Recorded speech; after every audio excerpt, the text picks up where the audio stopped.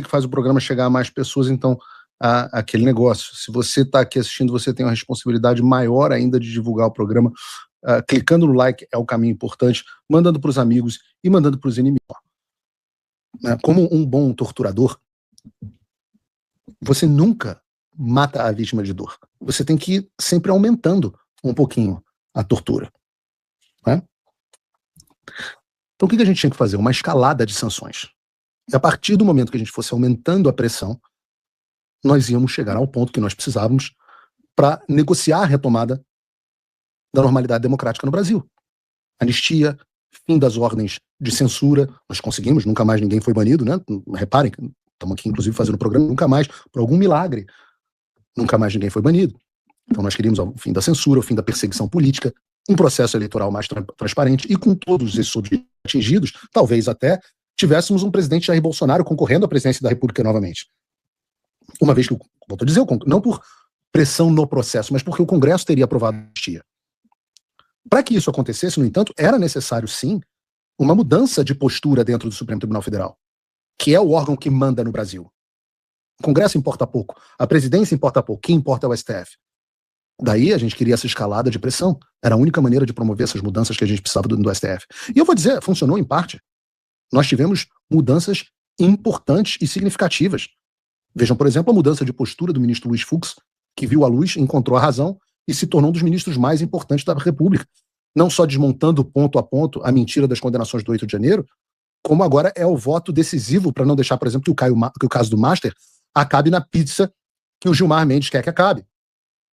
Nós tivemos também, é claro, o caso do ministro Barroso, que era nada mais, nada menos do que o presidente do Supremo Tribunal Federal. Esse foi o homem que orquestrou, como eu disse aqui, confessadamente, a interferência americana nas eleições de 2022. E de se cagar tanto de medo da Magnitsky, depois de perder os vistos e do filho dele ter sido expulso dos Estados Unidos, renunciou ao cargo. Algo que se julgava impensável. Por outro lado, há também o ministro Gilmar Mendes. Né? O ministro Gilmar Mendes chegou ao ponto de mostrar disposição para conversas e negociações nos bastidores. E é por isso que muita gente ficou confusa quando viu o Paulo Figueiredo disse que estávamos pedindo que os americanos segurassem as sanções contra o Gilmar. Ora, uma vez que o cara seja sancionado, eu não tenho mais o que negociar com ele. Eu preciso da expectativa do aumento do choque. Eu preciso da expectativa da sanção. Ela é mais poderosa do que a própria sanção. E aqui é o que eu tenho dito. Os comentaristas de sofá, de estúdio, os engenheiros de obra pronta, gente que nunca contribuiu com porra nenhuma, não tem nem ideia das conversas que acontecem nos bastidores, de que está acontecendo nos Estados Unidos, de que está acontecendo no Brasil, com os próprios ministros do STF, gente que não tem ideia de nada, não sabe nada do que está acontecendo, mas mesmo assim resolvem tacar a pedra e querer dar opinião. Graças a Deus essas pessoas estão se tornando irrelevantes.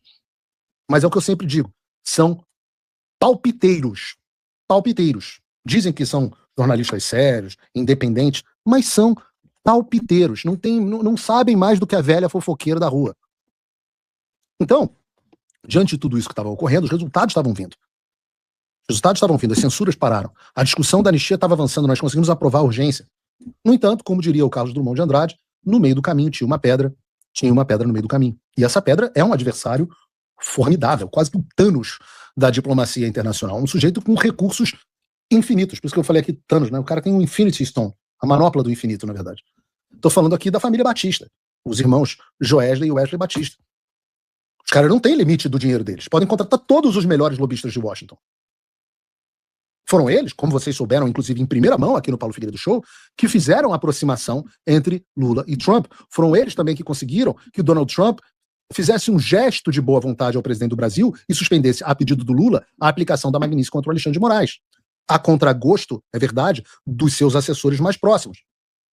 Você deve inferir aí, inclusive, que a contragosto do próprio secretário de Estado, Marco Rubio. Esse era o quadro. Mas a gente tem chamado a atenção para o fato de que eu gosto de ser o underdog, eu gosto de ser o cara lutando contra coisas gigantescas, o azarão. Porque essa relação construída entre Trump e Lula por Joesley Batista foi por água abaixo. A gente tem falado dos sinais disso nas últimas semanas. Mesmo antes do Trump, eu falei isso no Paulo Figueiredo Show, acho que de quinta-feira, quarta-feira, e veio na sexta-feira o Trump se manifestando explicitamente a respeito do Lula em uma entrevista à televisão americana. E se você não viu a entrevista, ela é bem curtinha, eu vou botar aqui só um trecho para você. I watched Brazil. The leader, who I know a little bit, he's a very volatile person. You're not a fan of Lula, if I'm not mistaken. I'm not a fan or not a fan. I don't think about him, to be honest with you. I don't really think about him. I couldn't care less. But he's a different kind of a person now, very volatile. I watched as he made a speech, and it was a very volatile, and it's fine. It's all different types. Então, o Lula saiu de indústria petroquímica, I love you, elogios, dinâmico, para eu não poderia me importar menos. E ele é volátil, eu não penso nele. E aqui a correlação fica muito fácil de ser feita.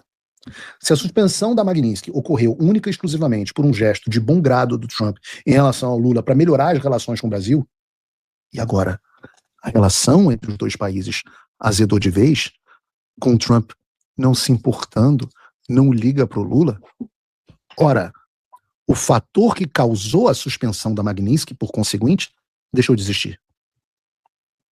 É claro, então, que isso abre espaço para que sanções da Magnitsky sejam restituídas ao Alexandre e, quem sabe, sejam estendidas também a outros ministros. Uma pessoa que me vem à mente, por exemplo, é o senhor Gilmar Mendes. A gente sabe que o Gilmar Mendes sentiu a Magnitsky. Como que a gente sabe? Ora, pelo próprio.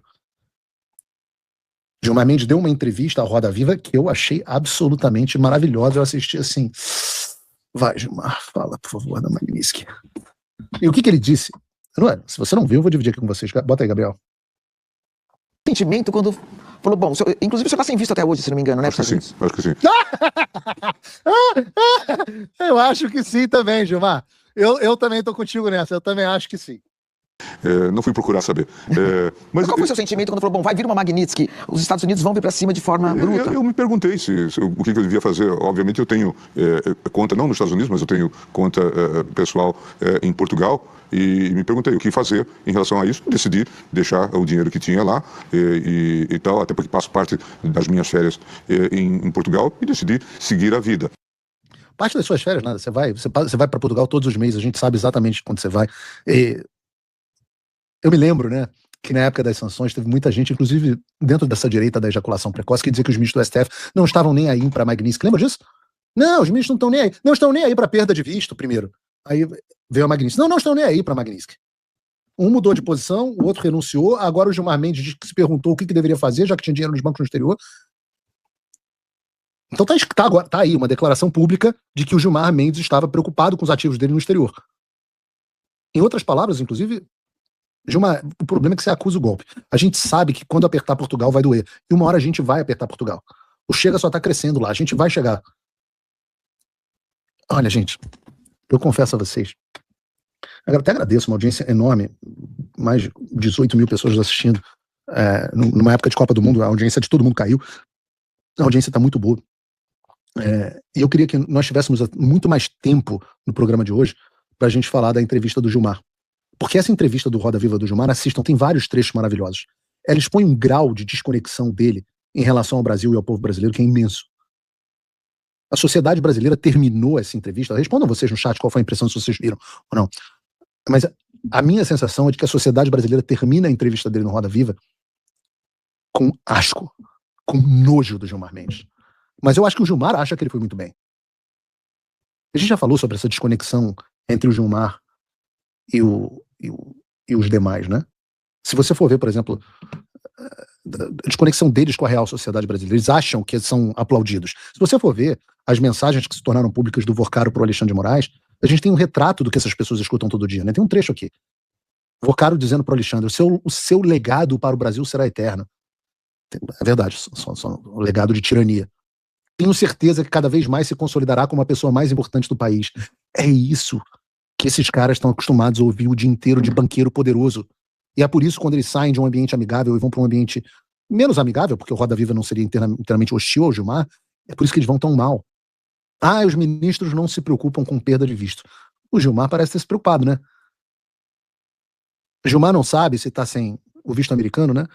Pois é, Gilmar. Eu fiquei sabendo, por exemplo, você diz que não foi procurar saber, né? Eu fiquei sabendo que você não foi assistir a Copa do Mundo aqui, não veio aqui porque estava com medo de ser barrado. Eu acho que o Eduardo Bolsonaro tá lá no jogo, mas saiu nos jornais que você não veio porque tava com medo de ser barrado, né? Pra entrar no país. Eu acho que você devia testar, Gilmar.